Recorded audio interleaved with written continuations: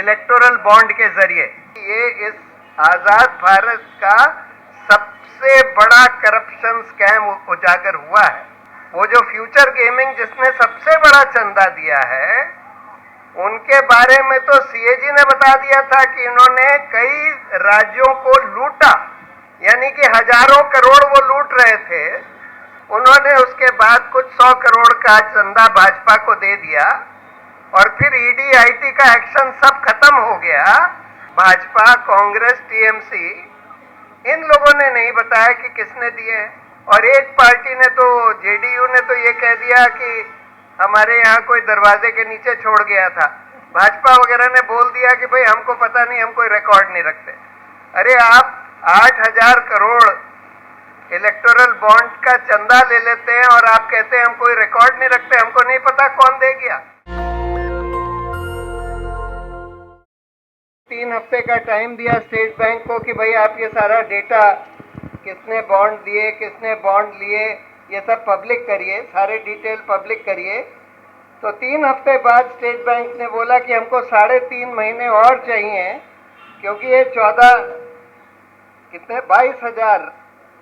22,000 bond खरीदे गए, 22,000 bond encash करे गए। दोनों को हमारे पास 2 साइलोज में, उनको मैच करने में हमको 3.5 महीने लगेंगे, ये उन्होंने बोला।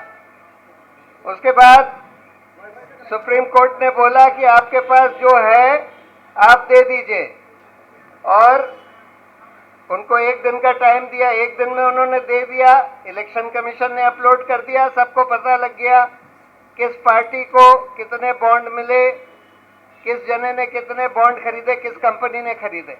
लेकिन उसमें भी इन्होंने नंबर नहीं दिए, बॉन्ड नंबर नहीं दिए जिससे मैचिंग हो सके, जिसका कह रहे थे कि हमको 3.5 महीने लगेंगे मैच करने में।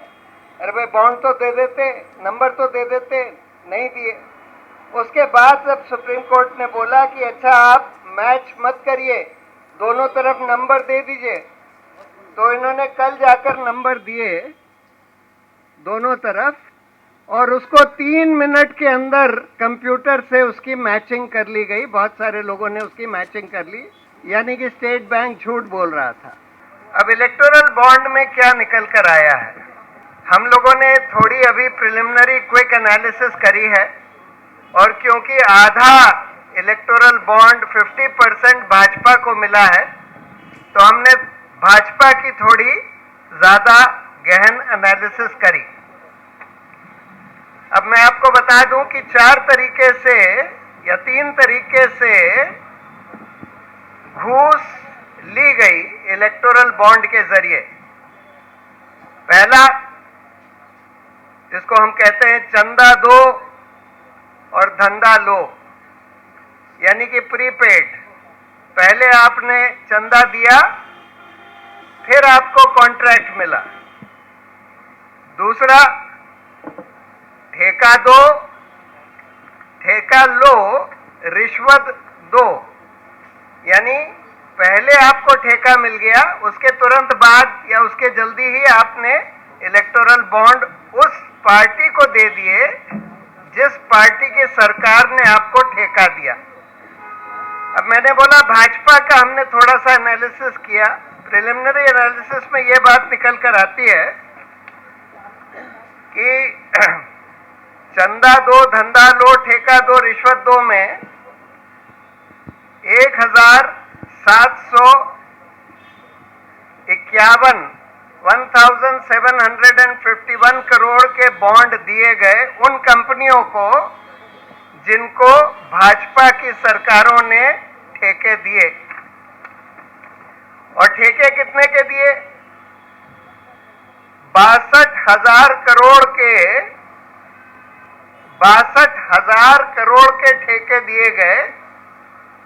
अब देखिए, इसमें एक बात समझने की है, चाहे उसमें आपको या भाजपा को जो रिश्वत मिली by way of electoral bond, चाहे वो 1751 करोड़ ही रही हो, लेकिन कॉन्ट्रैक्ट 62,000 करोड़ के दिए गए उन कंपनियों को जिन्होंने ये इलेक्टोरल बॉन्ड दिए। अब क्यों हम कहते हैं कि कई लोग सोचते हैं कि भाई ये तो कंपनियों का पैसा है, उन्होंने दे दिया, उससे जनता का क्या लेना देना। ठीक से देखिए तो ये जनता का पैसा है, क्योंकि जनता का पैसा इन कंपनियों को, इन सरकारों ने जनता का पैसा ठेके के तौर पर दिया है और 62,000 करोड़ दिया है।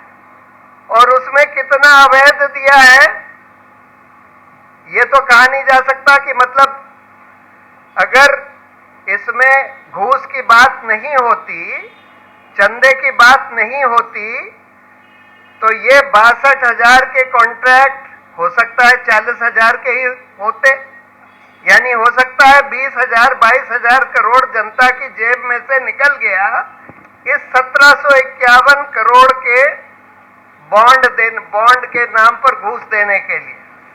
उसी तरह से बहुत सारी कंपनियां, 41 कंपनियां हैं जिनके ऊपर ईडी, आईटी या सीबीआई ने रेड करे और उन्होंने चंदा दिया। 2,471 करोड़ का चंदा इन 41 ग्रुप्स ने दिया जिनके ऊपर सीबीआई, ईडी या इनकम टैक्स के रेड हुए। और ये चंदा देने के बाद उस रेड का क्या हुआ, कोई फॉलोअप किया गया कि नहीं किया गया, उनको छोड़ दिया गया।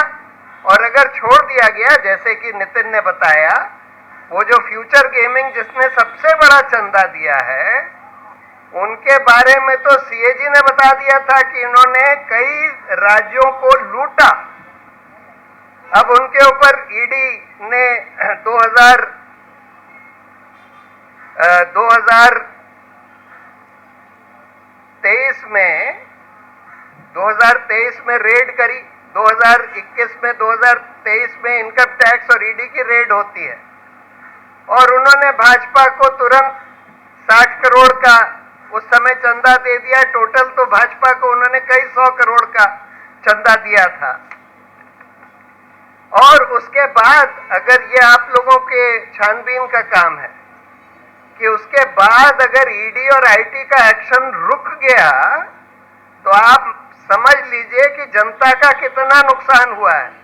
यानी कि हजारों करोड़ वो लूट रहे थे, उन्होंने उसके बाद कुछ 100 करोड़ का चंदा भाजपा को दे दिया और फिर ईडी, आईटी का एक्शन सब खत्म हो गया। तो यानी देश को, जनता को, पब्लिक एक्सचेकर को कितने हजार करोड़ का नुकसान हुआ उसके वजह से। मतलब ये वसूली का जो धंधा चल रहा था, इसमें पैसे तो 2,500 करोड़ मिले भाजपा को इलेक्टोरल बॉन्ड के जरिए, लेकिन इसमें कितने पैसे छोड़े गए जो जनता के पैसे थे, जो जनता के लिए वसूल होने चाहिए थे, उसका 5%, 2% लेकर बाकी पैसा छोड़ दिया गया। ये एक बहुत बड़ा सवाल है। देखिए, हम लोगों ने शुरू में जब बहस करी थी इस केस में, तो हम लोगों ने 3 ग्राउंड बोले थे। एक तो ये बोला था कि जनता के सूचना के अधिकार का ये हनन है, इस तरह के गुप्त बॉन्ड होना। दूसरा हमने बोला था कि ये करप्शन को, किकबैक्स को प्रमोट करेगा। और यही बात निकली, यही बात सुप्रीम कोर्ट ने अपने जजमेंट में बोली और अब खुलासा होने के बाद यही बात निकल कर आ रही है कि करीब करीब आधा या उससे ज्यादा, आधे से ज्यादा पैसा जो इलेक्टोरल बॉन्ड के जरिए मिला है वो घूस के तौर पर मिला है। घूस आप ले सकते हैं ईडी का डर दिखा के, आईटी, सीबीआई का डर दिखा के, या घूस आप ले सकते हैं कोई कॉन्ट्रैक्ट देकर, कोई पॉलिसी बदलकर। जैसे एक कंपनी के बारे में निकला था कि उनके फेवर में पॉलिसी बदल दी गई और उनसे इलेक्टोरल बॉन्ड ले लिए गए। तो ये तो देखिए, ये तो एक जांच का विषय है कि इस सब की जांच होनी चाहिए, क्योंकि ये इस आजाद भारत का सबसे बड़ा करप्शन स्कैम उजागर हुआ है और इसमें बिल्कुल एक इंडिपेंडेंट जांच होनी चाहिए। और जो भी लोग इन्वॉल्व थे, इसमें कई तरह के ऑर्गेनाइजेशंस इन्वॉल्व थे, वो कंपनियां इन्वॉल्व थी जिन्होंने ये इलेक्टोरल बॉन्ड दिए और जिनको ठेके मिले या जिनके ऊपर से ईडी का हाथ खींच लिया गया, ईडी, आईटी, सीबीआई का। उसमें कौन अधिकारी इन्वॉल्व थे, उसके बाद ईडी और सीबीआई के लोग, जो लोग इसमें शरीक हो गए इस पूरी कॉन्स्पिरेसी में कि इनका इस्तेमाल करके हफ्ता वसूला जाए, मतलब ये पैसा वसूला जाए, तो वो कौन थे और सरकार और भाजपा के कौन लोग थे जो इस पूरे ये ट्राइपार्टाइट कॉन्स्पिरेसी हुई। और अगर ठेका देने की तो उसमें सरकार के और भाजपा के कौन लोग थे और इन कंपनियों के कौन लोग थे जो उस कॉन्स्पिरेसी में, कि मतलब चंदा दो और ठेका लो वाली कॉन्स्पिरेसी में, जो कि सीधा सीधा प्रिवेंशन ऑफ करप्शन एक्ट में करप्शन होता है। तो ये चीज बाहर आनी चाहिए, इस पर पूरी तहकीकात होनी चाहिए। सवाल ये है कि तहकीकात करेगा कौन? जब इन एजेंसियों की तहकीकात होनी है तो कौन तहकीकात करेगा? ऑब्वियसली कोई इंडिपेंडेंट एसआईटी का गठन होना पड़ेगा अगर इसकी ईमानदारी से तहकीकात होनी है। लेकिन अभी तो आप लोगों को, आपकी सबकी ड्यूटी है कि इसकी पूरी छानबीन करिए कि भाई इन लोगों ने कब पैसा दिया, कब इनके ऊपर ईडी की रेड हुई, आईटी की रेड हुई, कब हाथ खींच लिया गया, उसके बाद कुछ हुआ कि नहीं हुआ। अभी तो हम यही बता सकते हैं कि भाई बहुत सारी ऐसी कंपनियां हैं जिनके ऊपर ईडी आईटी का एक्शन हुआ, उन्होंने चंदा दे दिया, उसके बाद एग्जैक्टली क्या हुआ ये आप लोग पता लगा सकते हैं। देखिए, सुप्रीम कोर्ट ने एक इंटरिम ऑर्डर दिया था 2019 में, और इसीलिए उन्होंने बोला है कि वो जो इंटरिम ऑर्डर की डेट थी 12 अप्रैल 2019, उसके बाद का ही डेटा उन्होंने ऑर्डर किया है देने के लिए। लेकिन उसके पहले के लिए सुप्रीम कोर्ट ने पार्टियों, इलेक्शन कमीशन को बोला था कि तुम पार्टी से पूछो कि उनको अभी तक जो बॉन्ड मिले हैं वो किसने दिए हैं, वो उनसे पूछो। इलेक्शन कमीशन ने पूछा, और बड़ी अजीब बात है कि छोटी छोटी पार्टियों ने तो बता दिया कि हमको किसने दिए हैं इलेक्टोरल बॉन्ड, लेकिन जो बड़ी पार्टियां हैं, भाजपा, कांग्रेस, टीएमसी, इन लोगों ने नहीं बताया कि किसने दिए हैं। और एक पार्टी ने तो, जेडीयू ने तो ये कह दिया कि हमारे यहाँ कोई दरवाजे के नीचे छोड़ गया था। भाजपा वगैरह ने बोल दिया कि भाई हमको पता नहीं, हम कोई रिकॉर्ड नहीं रखते। अरे आप 8,000 करोड़ इलेक्टोरल बॉन्ड का चंदा ले लेते हैं और आप कहते हैं हम कोई रिकॉर्ड नहीं रखते, हमको नहीं पता कौन दे गया। कमाल की बात है। तो कायदे से इन पार्टियों को भी ये सारा पूरा डेटा कायदे से बाहर आना चाहिए, 2019 के पहले का भी। और जैसे मैंने बोला, ये तो दिखाता ही है कि भाई हमारा जो पूरा लोकतंत्र है उसमें पैसे का कितना खेल हो गया है।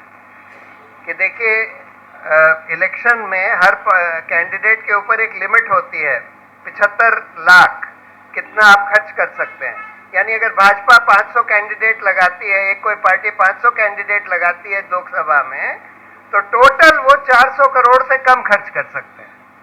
और यहां आपने देखा कि इलेक्टोरल बॉन्ड के ही जरिए सिर्फ 5-6 साल में सिर्फ एक पार्टी को, भाजपा को, 8,250 करोड़ सिर्फ इलेक्टोरल बॉन्ड से मिल जाते हैं। यानी कहां 400 करोड़, कहां 8,000 करोड़। अगर आपने कोई लिमिट लगाई है कैंडिडेट्स पर और कोई लिमिट नहीं लगाई है पॉलिटिकल पार्टीज के ऊपर, तो फिर कैंडिडेट्स के ऊपर लिमिट लगाने का कोई मतलब ही नहीं है। अगर वो पार्टियां उससे 20 गुना 30 गुना ज्यादा खर्च कर सकती हैं। और जो वो कैश की बात कह रहे थे ना, कि भाई हम कैश खत्म करना चाहते थे पॉलिटिकल प्रोसेस से, इस वजह से हम इलेक्टोरल बॉन्ड लाए, वो कैश तो पूरी तरह से चल रहा है। अगर कैश खत्म करना था तो उसका बड़ा सिंपल तरीका था।